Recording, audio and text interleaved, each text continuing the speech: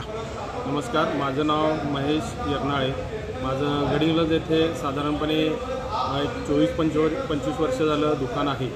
तर सध्याच्या जे आता परप्रांतीय जे आपल्या गडिंग्लजमध्ये शिरकाव केलेला आहे त्यांचा, तर त्यांच्यामुळे स्थानिक व्यापारी जे आहे तो पूर्णपणे मोडकळीत पडण्याच्या मार्गावर आहे। कारण जे आता आपल्या गडिंग्लजमधील स्थानिक व्यापारी आहेत ते गोरगरीब घराण्यातील असून त्यांना जे परप्रांतीय व्यापारी जे येऊन आपला जो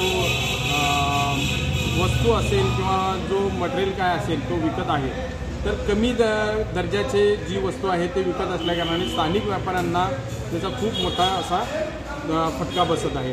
तर माझी अशी विनंती आहे की आपल्या जे गडिंग्लज भागातील किंवा खेडेपाड्यातील भागातील लोकांनी आपल्या स्थानिक व्यापाऱ्यांच्याकडून माल घेऊन आपल्या स्थानिक मराठी माणसाला कुठं ना कुठंतरी स्थिरतावर करावं अशी मी त्यांच्या या न्यूजच्या मार्फत त्यांना विनंती करत आहे। या परप्रांतीयांचा कोणकोणत्या क्षेत्रात शिरकाव झालेला आहे? या परप्रांतीयांचा शिरकाव साधारणपणे आता कापड व्यापारी असो, मोबाईल क्षेत्रात असो किंवा दुसरं म्हणला तर हॉटेल लाईनमध्ये तरी आता थोड्याफार ते किटल्या घेऊन फिरत आहेतच। परत दुसरी गोष्ट म्हणला तर स्वीट मार्ट आहेतच। अशा प्रकारचे वेगवेगळ्या पद्धतीनं आणि त्यांचं येण्याची पद्धत कशी असते की स्वतः येतात ते येतातच, पण येतेवेळी आपले 3-4 लोक घेऊन येतात आणि त्यांनासुद्धा त्यामध्ये आपल्या व्यापारामध्ये इन्व्हॉल्व करून घेतात। तर आमचं म्हणणं असं आहे की गडिंग्लजमधील जेवढे आता परप्रांतीय व्यापारी आहेत त्यांनी आत्ता जे आहेत तिथंच त्यांनी थांबावं, अन्यथा गडिंग्लजमधले व्यापारी काय गप्प बसणार नाहीत। आपल्या पद्धतीनं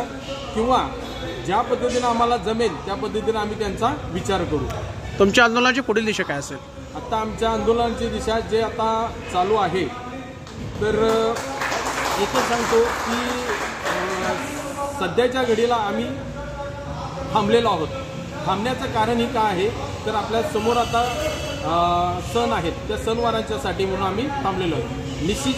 निश्चितच आम्ही 100% त्याच्यावर काही ना काहीतरी तोडगा काढणार आहोत, एवढं बोलतो।